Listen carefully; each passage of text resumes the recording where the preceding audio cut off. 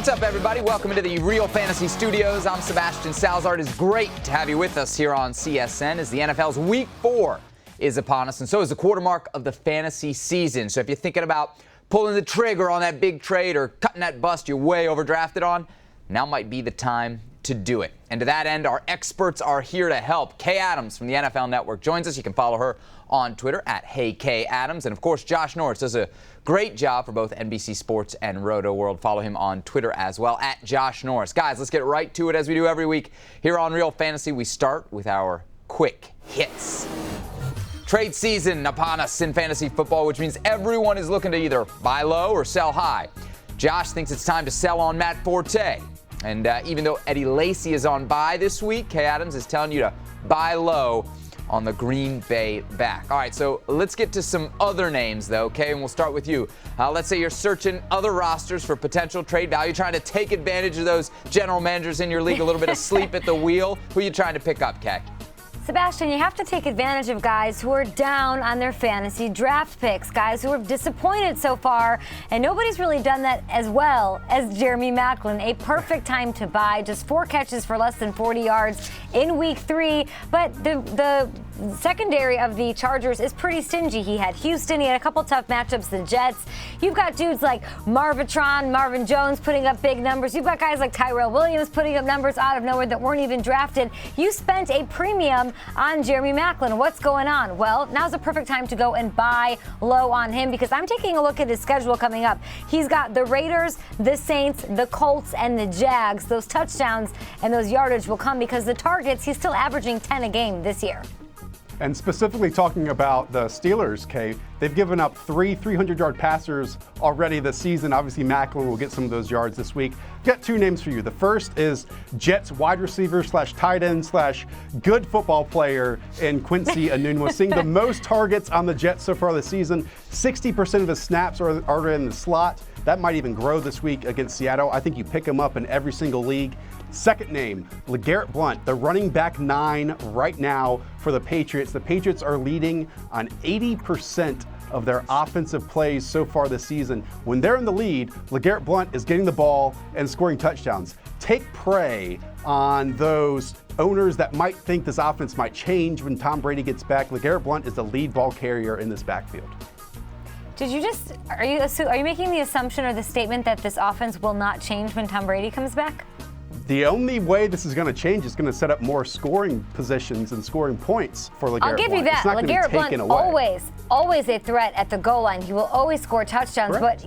But he's a top 5 fantasy running back right now. You're telling me that when all is said and done at the end of the season, he'll end up a top 5 fantasy running back? Not a chance. Brady's going to come back with a vengeance, with something to prove, and it all starts week 5 against the Cleveland Browns. Let's go with Matt Ryan as a sell. Okay, let's move it on. Maybe someone we agree on. Matt Ryan is a top 2 quarterback in the NFL right now. He's never finished above quarterback 7 in his entire career. And even with Julio Jones not getting the production, Matt Ryan is still playing well. At some point, he's going to come down to earth. Things will love themselves. The world will right itself. And Matt Ryan is going to fall dramatically. He's had a cake schedule so far. It gets so much more tough, especially this week starting against Carolina. Guys, I'm worried if I let you go much further, you might kill each other. So let's switch gears here. You know, for the first 3 weeks of the season, no one had to worry about bye weeks, but that changes here in week 4. The Eagles are off, which means you can't start rookie sensation Carson Wentz, if you were doing that, or his number 1 target, Jordan Matthews, and you can't start any of the Packers' vaunted offense, including Jordy Nelson and Randall Cobb, though I don't know that I would count him as vaunted. Anyway, I count 4 potential starters on bye this week between Green Bay and Philly, so folks are going to have to test their depth and maybe take some risks. Okay, on a 1-week-only basis, who do you like as some potential replacements for Eagles and Packers? You want Terrell Pryor. You want him for week 4. Why? Because he's the playmaker. He's the guy. He's the only show in town there. Corey Coleman's out. Josh Gordon is not yet back. Yeah, it's Cody Kessler, but they're going up against a Redskins defense that's banged up and giving up plenty of points to opposing wide receivers. He can catch, he can pass, he can run. He doesn't even have to do all of that to make an impact. You know he's going to get targeted. He had 14 last week, so for at least one more week, Terrell Pryor is a perfect pickup. You can plug him in as a flex, as a wide receiver 3, maybe even a wide receiver 2 if you're really barely scraping. I think the upside is there in a plus matchup. And really, week 5 and on, you don't know what his value is going to be. Maybe Josh Gordon comes back and they are an incredibly dynamic playmaking tandem the rest of the way. My streaming wide receiver for this week is Cowboys wide receiver Cole Beasley. The San Francisco 49ers have given up 300 passing yards in each of the last 2 weeks. Obviously, Des Bryant is a bit banged up. Cole Beasley is seeing 30% of Dallas's targets so far, is already seeing red zone targets as well. He's making at least 10 fantasy points per game. Cole Beasley is a perfect streaming option, and Dak Prescott has already found one of his favorite receivers in Beasley so far. Yeah, Cole Beasley, man, could make the jump from maybe wide receiver 3 up to wide receiver 2. All right, the fantasy owners who used a high draft pick on Le'Veon Bell can now finally plug him into their lineup. The Steelers running back suspended for the first 3 games of the season, but he is expected to start this Sunday when the Chiefs visit Pittsburgh, and he's obviously a must-start on any fantasy team. The question, Josh, is what do you do with the Steelers' other running back, D'Angelo Williams? Stud through the first 2 weeks, kind of laid an egg last week against Philly, but Le'Veon Bell, not a guy who usually shares a ton of those carries. Right, and to your point, last year when Le'Veon Bell returned, 60 of 63 snaps he played. D'Angelo Williams is only in for 5 of those. You don't play D'Angelo Williams at all anymore. He's going to kind of waste away on your bench, and you just keep him as a handcuff just in case something does happen to Le'Veon Bell moving forward. But you don't play D'Angelo Williams under any circumstances. I know that they want to get both of them on the field at the same time, but we've seen in the past that just does not happen with Le'Veon Bell. I agree he's going back to being a backup, but you knew this on draft day when you took Le'Veon Bell early in the early second round, and then you took D'Angelo Williams. You got a lot out of him in the early going, and just like last year, you know, we have some tape on this. We've seen what happens. D'Angelo Williams takes the backup role. I wouldn't drop him. You can't play him, but keep him on your bench. You knew that going into it. That was your backup plan, and he'll sit there as one of the best handcuffs in the game. Yeah, his daily fantasy value plummeted all the way down to $5,900. Okay, Josh, thank you very much. You'll be back in just a moment for some Facebook Live action. Earlier here on the show, we were talking about LeGarrette Blount coming off a huge week against Houston. But any fantasy owner will tell you, counting on a Bill Belichick running back is seriously risky business. So what's the plan for Blount against Buffalo? Well, CSN's Tommy Curran tries to help us out as we kick off this week's Cheat Sheet. Against the Buffalo Bills, the Patriots generally spread the offense and throw it around quite a bit. So, are they going to stick with that plan if it is Jacoby Brissett, who most likely will be the starter unless Jimmy Garoppolo makes a miraculous recovery this week? Or will they say, you know what? We don't want to put the kid in a bad spot. Let's hand it off to LeGarrette and take our chances. So, I can't give you anything definitive.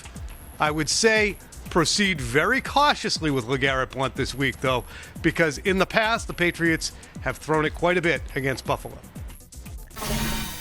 All right, next up on the cheat sheet, how about another backfield question down in Carolina? Jonathan Stewart out for a couple more weeks, and neither Cameron Artis-Payne or Fozzie Whitaker did much of anything against the Vikings. However, NBC Charlotte's Nick Carboni does like one of those backs this week against a porous Atlanta D. Well, the first thing the Panthers need to do against Atlanta is establish the run. That's one thing that's going to help Cam Newton avoid being sacked 8 times like he was against the Vikings. Cameron Artis-Payne, he nearly doubled up Fozzie Whitaker in terms of carries against Minnesota. I'd expect him to take more of the load again. Cap, as they call him around here, he was inactive for the first 2 weeks. He's as motivated as anyone to have a breakout performance. In the preseason, he wowed fans and media alike with his flash. He's got an electric style, and against a Falcons defense that's 22nd in the NFL against the run, that's the perfect time for this fantasy sleeper to wake up. Let's wrap this week's cheat sheet with a trip to the Rockies, where the Broncos really leaned on their running game and defense in the first 2 games, but not so much last week against the Bengals. Now the question is, can Trevor Siemian keep it up? Brandon Cristal of Sports Talk 760 has a scoop. Trevor Siemian starting to get more comfortable, and with each start, you see that comfort level continue to grow.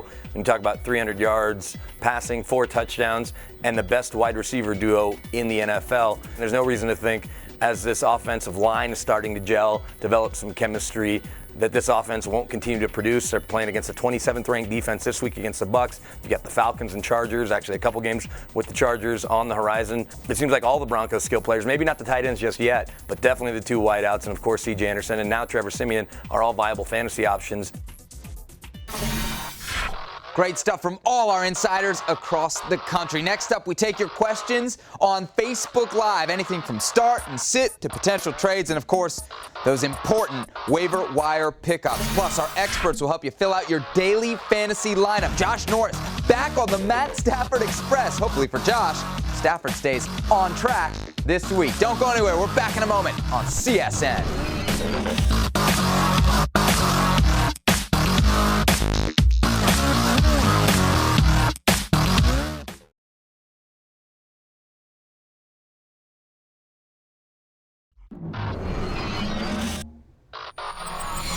Welcome back to Real Fantasy here on CSN. All right, now every Thursday at 2:45 p.m. Eastern Time, Adams, Josh Norris, and I will take all your lineup, trade, waiver wire questions live on Facebook. So how do you join us? Liking your local CSN Facebook page, and then make sure to log on every Thursday afternoon. Here are some of the best questions from this week. Are there some games that jump out at you where, yeah, if you got a guy in that game, you're probably going to have a guy getting a high score? Because there are some tantalizing matchups out there fantasy-wise. Correct. What do you say, Josh? I mean, obviously, it's New Orleans at San Diego. I mean, you would pretty much want to play every single person that's wearing a uniform on that San Diego offense. Phillip Rivers, Tyrell Williams, Travis Benjamin, obviously Melvin Gordon. Heck, even Hunter Henry, which we'll get to a bit later. Hunter Henry, easy on the Hunter Henry. I'm looking at this Chicago Lions game. I mean, if you're looking at that one, granted it might be Brian Hoyer, but he makes Zach Miller look good. I like Zach Miller more than Hunter Henry. I like Alshon in this one. And if you look at Marvitron, that's right, Marvin Jones is now Marvitron, at least in my book. I love him and Stafford. This could be a high-scoring affair in the Midwest. Guys, I'm looking at one of the kind of hot topics this week in fantasy right now. Garupasad wants to know, and this question strikes me as odd, but still, Terrell Pryor or Odell Beckham? Terrell Pryor is this unique. Well, he's this unique combination. You get points for all of the different things he does, and you figure, you're going to get some quarterback points for a guy at wide receiver. Why not take advantage of it? He's a pretty decent deal. Josh, this isn't funny. If you're in a daily situation, you're playing Pryor over Beckham. Beckham's matchup against the Vikings is brutal. Beckham's always dealing with a ton of attention from opposing defenses. Sterling Shepard's a guy I'm hesitant to play in this one. He's been the benefactor of being in that offense. Eli Manning, I'm avoiding playing. Don't laugh at the Vikings defense. They're no joke. I have to laugh because it's not like Terrell Pryor is going up against some bad corners either. He might face Josh Norman on a handful of targets. Look, I think it's just hilarious that in Week 4 we're getting to Odell Beckham versus Terrell Pryor. This is the state of fantasy football. Odell Beckham is the most talented wide receiver in the league, and there is no way on earth. No, it does. It does. No, it doesn't. I mean. It doesn't matter. What matters is 14 targets, a better matchup up against a banged-up Washington defense. Terrell Pryor is the only show in town. Matt Stafford or Drew Brees this week for Michael. Who do you think, Josh? This is easy. Matt Stafford, Drew Brees. They score 14 points less on the road. I know it's San Diego, and San Diego's defensive backs are outstanding. I know they've been put up points and yards in the past, but Matt Stafford, quarterback 1 and quarterback 2 against Chicago last year in his 2 performances. I would expect another performance like that this week. Mike here with the 2 out of 3. Kelvin Benjamin, Doug Baldwin, Emmanuel Sanders. Kay, give us 2 out of those 3. Kelvin Benjamin, Doug Baldwin, and Emmanuel Sanders. I'm going to go Emmanuel Sanders for sure because I love his matchup. Simeon clearly finally found a way to use him. 2 touchdowns, over 100 yards. Love him. And I think you got to go Kel Bell. All about the Benjamins will bounce back after a dismal showing in Week 3, Josh. So no Baldwin, you're saying? And I'm going to go no Baldwin. I think there's too many questions there. There are plenty of questions, but Doug Baldwin has been a top 10 wide receiver in 7 of his last 11 games. So to me, I will bet on that. And sure, I understand that if Russell Wilson is hurt and we don't know how hurt he is, he's going to play, it seems like. That Doug Baldwin, it will be affected if he doesn't. I still play Kelvin Benjamin and I still play Doug Baldwin. I know that they stretched the field a bit more last week with Trevor Siemian, but I still bench Emmanuel Sanders in this trio. It's a very, very good trio. I don't want to knock Emmanuel Sanders, but of these 3, he's my least favorite. Emmanuel Sanders against Tampa Bay. Tampa Bay literally gift wraps fantasy points to opposing wide receivers. I like the matchup. All right, awesome stuff from both Josh and Kay. That's our Facebook segment. Questions every week here on the show. Here's what's coming up on Real Fantasy. It's daily fantasy time. I basically just looked at the Redskins depth chart to fill out my lineup. Now, I'm coming off a title, so I'm feeling pretty good about myself. Kay and Josh will maybe bring me back down to earth a little. Daily fantasy talk next here on CSN. Stay with us.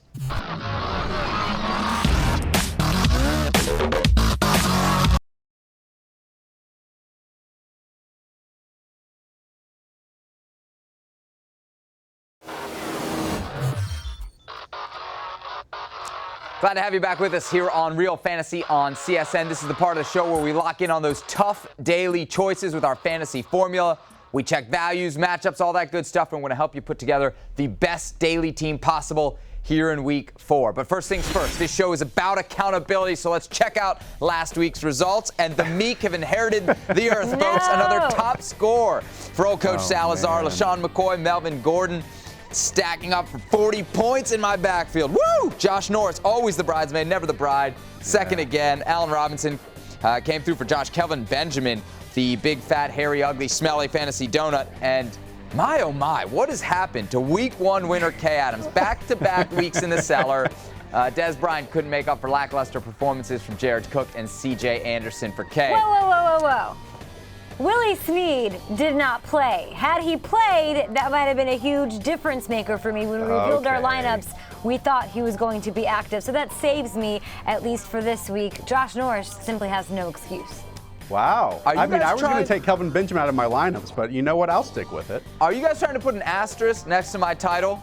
Because that's not cool. All right, well, we're spotting you. Look, since I won 2 weeks in a row now, let's take a look at my team first this week. And as you can see, a bunch of burgundy and gold in the lineup. I hope to hear hail to the Redskins a lot this weekend. In addition to all the skins, I'm sticking with Melvin Gordon.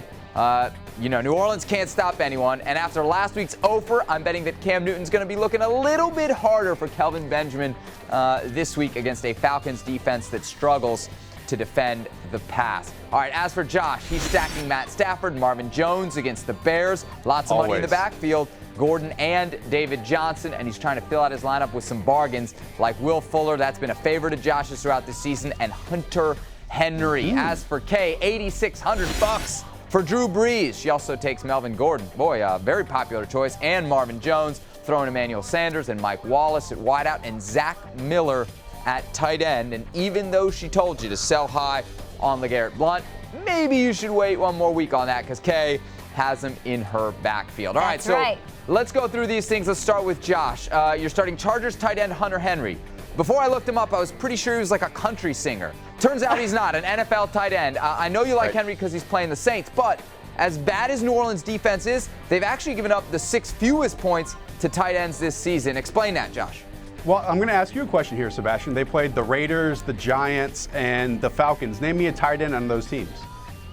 Touche. Touche. No, but here's the thing. Here's the thing. The Saints have given up the most plays in the red zone and inside the 10-yard line this season. Hunter Henry has played every single snap last week, and he doubled Antonio Gates' production all season long in just that single game. And we know that tight ends are touchdown dependent, and so there's no better matchup this week than Hunter Henry at the minimum of just $4,500. All right, let's stick with the tight ends. Kay, you've been high on Mike Wallace all season, but this is the first we've seen of Zach Miller in your lineup. Why the Bears and tight end right there?